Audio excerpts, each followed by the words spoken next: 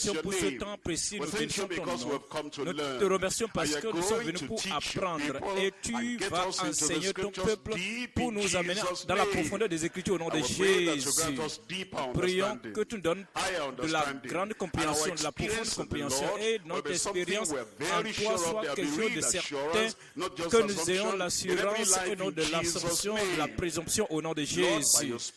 Seigneur, enseigne-nous par ton esprit, illumine-nous, conduis-nous dans la plénitude de ta vérité. Nous te remercions pour ce que tu nous enseignes, pour que nous puissions être enthousiasmés comme nous apprenons ta parole au nom de Jésus-Christ. La force et la motivation, l'énergie pour aller, pour mettre cela en pratique, tu donnes à chacun de nous. Au nom de Jésus puissant, nous avons prié. Donnez-moi un autre grand Amen avant de vous asseoir. Que Dieu vous bénisse. Nous venons dans Jean chapitre 3. Jean chapitre 3, verset 1. Jean chapitre 3, verset 1. Mais il y eut un homme d'entre les pharisiens nommé Nicodème, un chef des Juifs, qui vint lui auprès de Jésus de nuit et lui dit, Rabbi, qui veut dire maître, nous savons que tu es un docteur venu de Dieu, car personne ne peut faire ces miracles que tu fais si Dieu n'est avec lui. Jésus lui répondit en disant, en vérité, je te le dis, si un homme, en vérité, je te le dis, si un homme ne naît de nouveau, il ne peut voir le royaume de Dieu. Nicodème lui dit, comment un homme peut-il naître quand il est vieux? Peut-il rentrer dans le sein de sa mère et naître? Jésus répondit, en vérité, je te le dis, si un homme ne naît d'eau et d'esprit, il ne peut entrer dans le royaume de Dieu. Ce qui est né de la chair est chair, et ce qui est né de l'esprit est esprit. Ne t'étonne pas que je t'ai dit, dites-moi à vous tous, tout le monde, dites-moi, il faut que vous naissiez de nouveau. Le vent souffle où il veut, et tu en entends le bruit, mais tu ne sais d'où il vient, ni où il va. Il en est ainsi de tout homme qui est né de l'esprit. Comme nous considérons ce passage, nous considérons le thème suivant. Comprendre et expérimenter la nouvelle naissance, le thème. Comprendre et expérimenter la nouvelle naissance. Qu'en est-il si vous allez dans une école biblique, une bonne école biblique qui croit à la Bible, qui enseigne les choses essentielles de la Bible? Bien que vous soyez né de nouveau, vous êtes sauvé, sanctifié, rempli du Saint-Esprit, vous pouvez avoir été dit à un pasteur que vous êtes allé à l'école biblique pour un but particulier. On vous fera toujours parcourir ces choses de base. Qu'il y a un appel à la nouvelle naissance. Comme vous l'avez appris, comme vous le comprenez, vous pouvez l'exposer. Le fait que vous parlez de cela, c'est pas que on ne va pas survoler cela parce que vous connaissez, mais on va vous le rappeler. Ici, nous parlons pas parce que quelqu'un n'est pas né de nouveau, non, mais nous parlons pas parce que personne n'a fait cette expérience, mais nous parcourons comme à une école. Et ici, c'est la Bible. Nous sommes dans une étude biblique. Et le Seigneur nous donnera une meilleure compréhension au nom de Jésus. Nous allons voir 3 points comme d'habitude. Premier point, c'est la condamnation de la conformité sans la nouvelle naissance. La condamnation de la conformité sans la nouvelle naissance. Il y a des gens qui viennent dans l'assemblée, dans la communion, dans la cellule. Il y a des gens qui viennent à l'église et ils n'ont aucune idée de ce que c'est qu'être né de nouveau. Il y a plusieurs qui vont dans telle dénomination, dans telle autre, mais ils n'ont aucune connaissance, aucune compréhension de ce que c'est que naître de nouveau. Mais lorsque vous allez là, vous allez le voir se conformer conformer à ce qui se passe dans cette église. Si cette église est spécialisée dans le jeûne, il se conforme à cela. Si cette église est spécialisée dans le fait de dire, vous devez être baptisé dans l'eau, il s'y conforme. Lorsque l'église dit, nous, voilà comment nous nous habillons, nous ne portons pas de perles, nous ne portons pas de boucles d'oreilles, il s'y conforme. Peut-être si l'église tient une réunion à tel jour ou quel que soit ce que l'église fait, il s'y conforme. Oui, c'est comme il pense que le fait que la feuille soit dans l'eau savonnée, cette feuille-là devient du savon. Non, il y a une grande condamnation. La condamnation, point numéro 1, la condamnation de la conformité sans la nouvelle naissance. Deuxième point, c'est la conviction et la conversion à la nouvelle naissance. Lorsque nous sommes nés de nouveau, c'est en ce moment, premièrement, c'est précédé par la conviction. Qu'est-ce que la conviction? Oui, j'allais à l'église, mais je n'ai pas Christ. Je n'ai pas Christ. J'étais conforme aux principes de la société, de la communion, mais je n'ai pas une expérience de la nouvelle naissance. Je peux même réciter les doctrines de notre église. Mais maintenant, je suis convaincu que je ne suis pas né de nouveau. Cela te pousse à la conversion. Et cette conversion te pousse à la foi en Christ. Et la foi en Christ te conduit à la conversion à la nouvelle naissance. La conversion et la conversion à la nouvelle naissance. C'est comme lorsque vous êtes né, lorsque vous naissez dans le royaume, qu'est-ce qui se passe? Troisième point, c'est la continuation dans la consécration après la nouvelle naissance. Après la nouvelle naissance, qu'est-ce qui suit?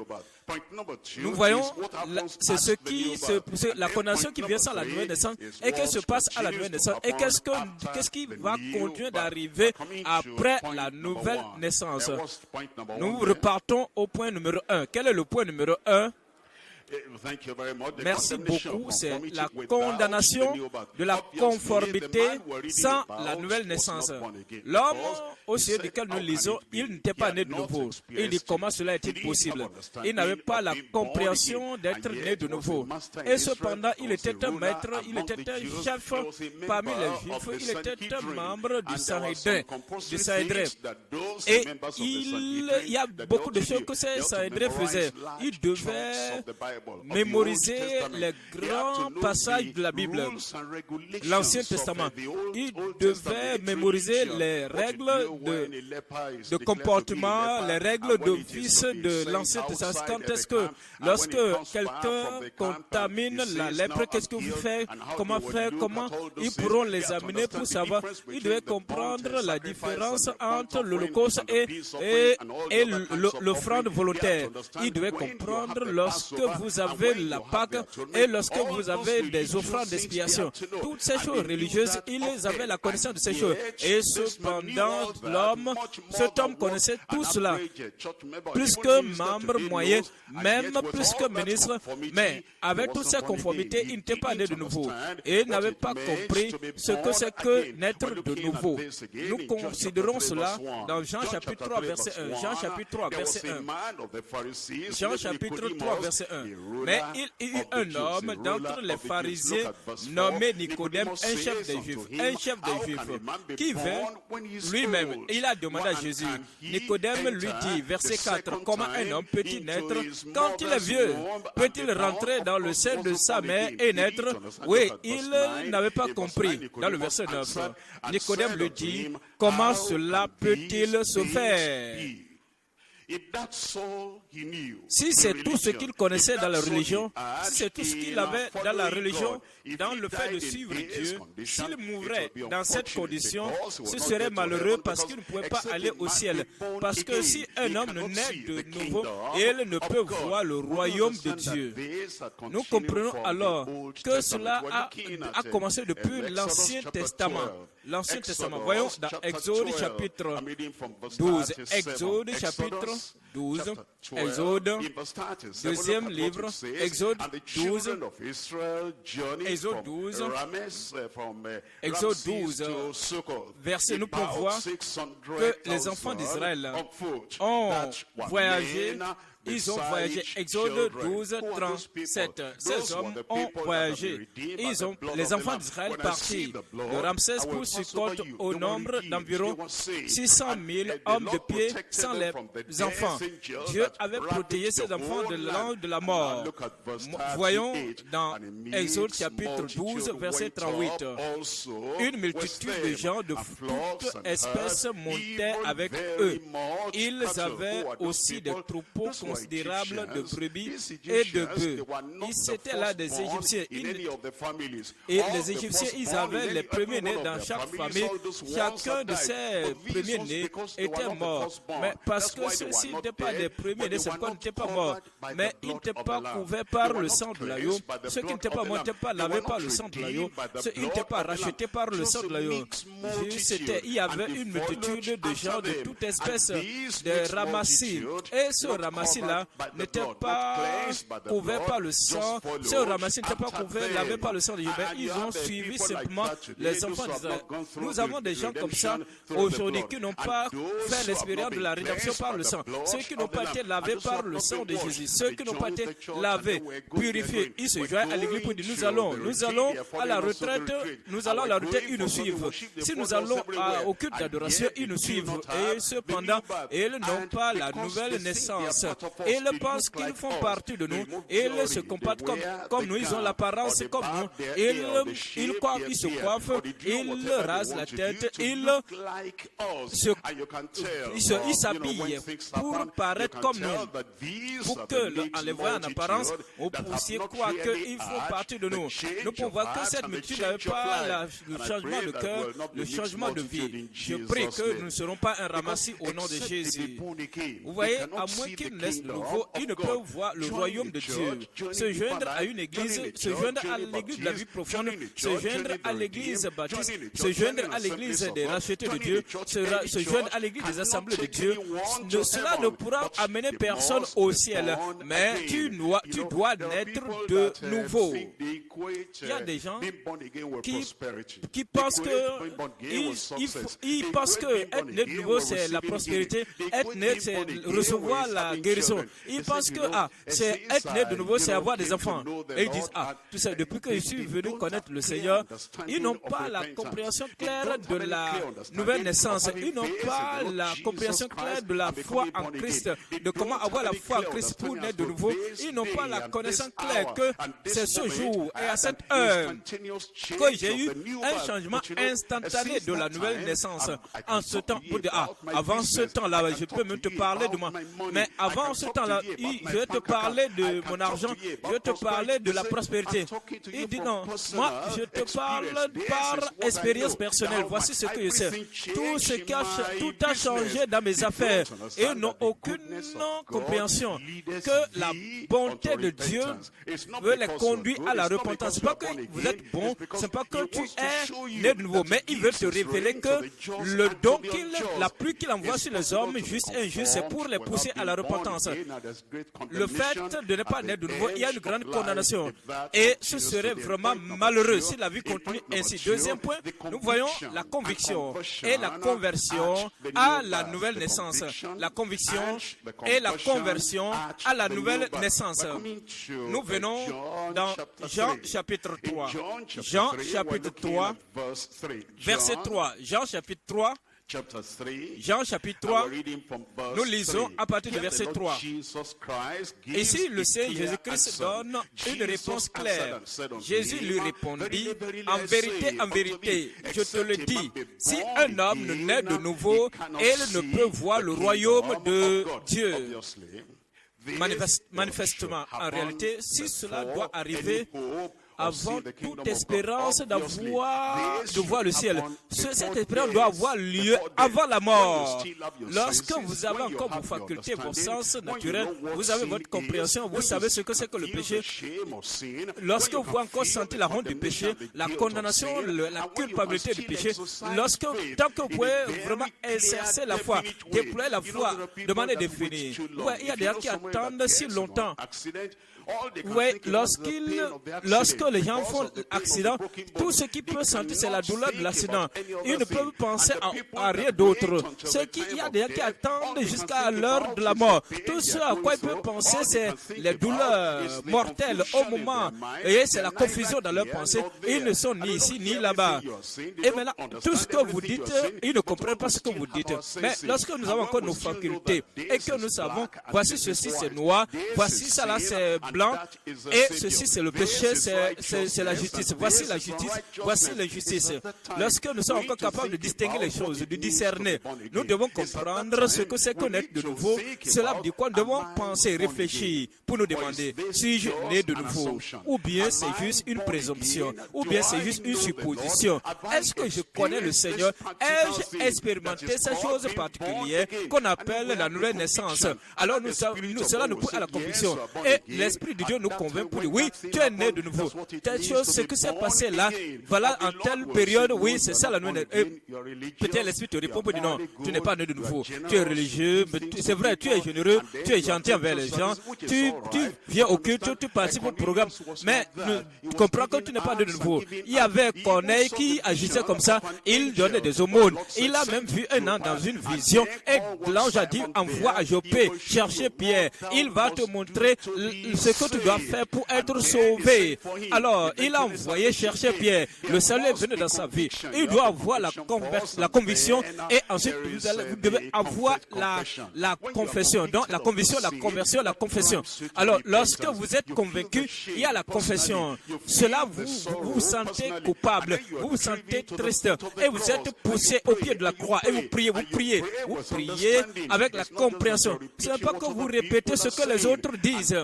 Alors, ensuite, vous êtes converti. Donc, il y a d'abord la conviction, la confession et la conversion. Voyons la parole du Seigneur. Il nous dit dans Jean chapitre 16. Jean chapitre 16, je lis à partir du verset 7. Jean chapitre 16, verset 7. Voici ce qu'il nous dit à propos de la commission du péché. Jean chapitre 16, verset 17. Cependant, je vous dis la vérité, il vous est avantageux que je m'en aille, car si je ne m'en vais pas, le consolateur ne viendra pas vers vous. Mais si je m'en vais, je vous l'enverrai. Et quand il sera venu, il convaincra le monde en ce qui concerne le péché, la justice et le jugement. Lorsque le Saint-Esprit vient aux pécheurs, il ne leur apprend pas parlant là. Vous voyez, certains pécheurs, ils ne sont pas sauvés, ils ne sont pas sanctifiés. Et il dit, je sais comment parler. Il dit, non, je suis en train d'attendre le Saint-Esprit. Je crois au Saint-Esprit. Je crois, lorsque le Saint-Esprit viendra, je parlerai en langue. Notre pasteur parle en langue. Nos ouvriers parlent en langue. Et tel apôtre parle en langue. Moi aussi, je veux parler en langue. Lorsque le Saint-Esprit vient à un incroyant ou à un pécheur, la première œuvre qu'il accomplit dans leur vie, dans le verset 8, c'est que, et quand il sera venu, il convaincra le monde en ce qui concerne le péché, la justice et le jugement.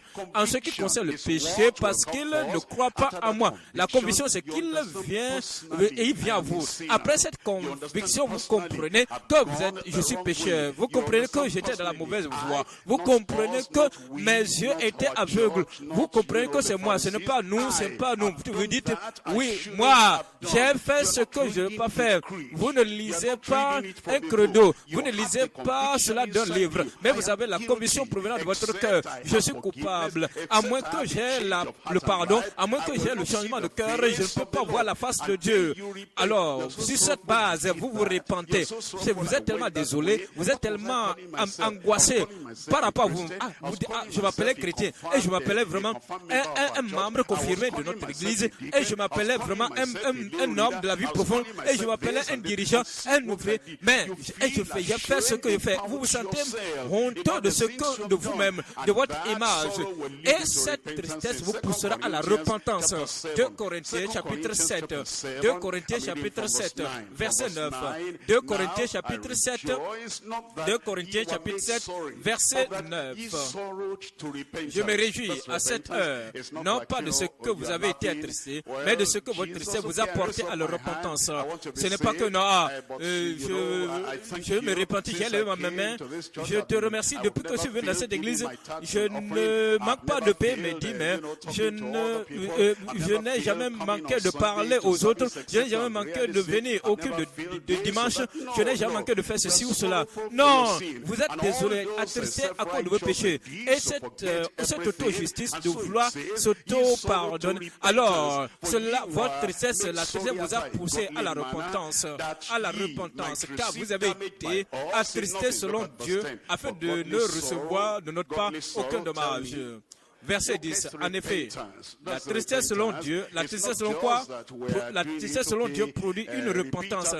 Ce n'est pas qu'on dit, répète après moi, je suis pécheur, oh, je regrette de ce que j'ai fait, je suis coupable. Oui, est-ce que réellement tu te sens coupable? Est-ce que réellement tu te sens désolé? Est-ce que tu te sens attristé à cause de ce que tu as fait? Et avec la véritable repentance, lorsque c'est une tristesse pieuse qui nous pousse à la repentance au salut. Vous voyez? En effet, la tristesse selon Dieu produit une repentance à salut dont on ne se repent jamais. Après cela, après la conviction, numéro 1, nous avons la conviction. Numéro 2, nous avons la confession. La tristesse qui nous pousse vraiment à confesser nos péchés. Voyons 1 Jean chapitre 1, verset 9. 1 Jean chapitre 1, verset 9. 1 Jean chapitre 1, verset 9. Si nous confessons nos péchés, il est fidèle et juste pour nous les pardonner et pour nous purifier de toute iniquité. Il le fera comme nous prions pour les gens au nom de Jésus-Christ. Vous voyez, cette conversion, ce n'est pas une chose privée, ce n'est pas une chose secrète, discrète, dont personne ne sait à propos. Ouais, l'Esprit rendra témoin à votre cœur que vous êtes né de nouveau, que vous êtes réellement un véritable enfant de Dieu. Nous parlons de la conversion qui est connue de Dieu, la conversion connue de Dieu, la conversion impartie par Christ, produite par Christ. Ce n'est pas une expérience fabriquée de toutes pièces. Je crois, je ne peux pas permettre au diable de me confondre. Je suis né de nouveau, fabriqué de toutes pièces. Tu sais que ton cœur n'est pas juste. Ton cœur ne se comporte pas de la manière juste. Ton cœur ne suit pas dans la bonne voie. Et le Saint-Esprit te convainc. Ami, repars à la croix. Va pour l'être de nouveau. Le Saint-Esprit insiste dans ton cœur. Tu dis, le diable parle. Je suis né de nouveau, moi je suis né de nouveau. Je suis né de nouveau. Je ne vais pas permettre la confusion dans mon cœur. Alors que l'évidence de la nouvelle naissance n'est pas là. Comprenez, lorsque nous sommes nés de nouveau, c'est connu de Dieu. Numéro 2, c'est produit par Christ. Numéro 3, c'est rendu. L'Esprit rend témoignage de cela. Le témoignage est rendu par l'Esprit. Cela aussi est rendu, le témoin est rendu par l'Esprit, le témoin. Et celui qui bénéficie de cela témoigne. C'est connu par le Saint-Esprit et c'est connu par le récipiendaire. C'est aussi observé, remarqué par les voisins. Les voisins vont remarquer, quelque chose t'est arrivé. Quelque chose t'est arrivé. Tu n'es pas comme tu étais avant. Tu ne parles plus comme tu parlais avant. Tu ne te jouis plus, ne te réjouis plus. Tu ne jouis plus des choses que tu jouissais avant. Alors les voisins vont observer. Et cela aussi est reconnu par les anges. Comment étais-tu né de nouveau? Est-ce que tu es né de nouveau en riant de tes péchés, en prenant plaisir à tes péchés pour dire je suis content de venir vraiment à toi? Est-ce que Dieu, tu n'es pas content que quelqu'un comme moi vienne vers toi? Prédicateur, tu nous as dit de lever la main. J'ai vraiment levé la main. Levez la main. S'il ne lève pas la main, cet homme-là, il va continuer pas parler. Alors pour le rendre heureux, content, pour qu'il voit qu'il a prêché un bon message, pour lui faire faveur là, ce n'est pas pour lui, à cause de lui, mais c'est pas à cause de moi, mais à cause de lui. J'ai levé ma main maintenant, j'ai levé la main, il est content, j'ai levé la main. C'est comme ça que vous êtes de nouveau. Mais est-ce que vous avez été frappé, percuté par la parole de Dieu et vous vous êtes rendu compte que si je meurs dans cette condition, je ne verrai pas la face de Dieu? Oh Seigneur, aie pitié de moi, je suis un pécheur. Et vous êtes né de nouveau. Où êtes-vous né de nouveau? Quand vous êtes né de nouveau? Quand? Comment? Qu'est-ce qui est arrivé après cela? Quelle est l'évidence? Après que vous avez proclamé que vous êtes né de nouveau, qu'est-ce qui s'est passé après? La différence entre le jour et la nuit, comme la nuit diffère de la journée, comme la lumière diffère des ténèbres, comme tout ce qui, comme la différence entre, il y a la différence entre la conversion et l'ancienne vie, la différence que j'allais dans une mauvaise direction, maintenant je vais dans une bonne direction. La bonne voie, Il y a la différence entre la voie étroite et la voie large. La différence aussi, quand on doit remarquer que vous étiez dans la voie occulte, maintenant que vous avez changé de direction, y a-t-il une différence merveilleuse, remarquable entre votre vie avant la naissance, la nouvelle naissance, et après votre nouvelle naissance? Nous voyons la continuation. Troisième point, la continuation de la consécration après la nouvelle naissance. Comment nous continuons après la nouvelle naissance? Jean chapitre 8. Jean chapitre 8, verset 31. Jean chapitre 8, verset 31. Jean chapitre 8, verset 31. Jésus, il dit aux Juifs qui avaient cru en lui, si vous demeurez dans ma parole, vous êtes vraiment mes disciples. Si vous demeurez. Il y a des gens qui lèvent la main après, sur le champ d'évangélisation, peut-être au cours de la discussion des traités, on vous a prêché, ils prient avec nous, mais après cela, ils ne continuent plus. Vous allez vers eux pour les visiter, vous les trouvez là où vous les avez rencontrés avant, et ils ne continuent plus. Il n'y a pas de continuation. Si vous demeurez dans ma parole, alors vous êtes vraiment mes disciples. Jean chapitre 15, verset 9. Jean chapitre 15, verset 9. Jean chapitre 15, verset 9. Jean chapitre 15, verset 9. Comme le Père m'a aimé, je vous ai aussi aimé. Demeurez dans mon amour. Demeurez dans mon amour. C'est de cette manière que nous savons que la conversion est authentique. Elle est réelle. Actes des apôtres, chapitre 2, 42. Actes chapitre 2, verset 42.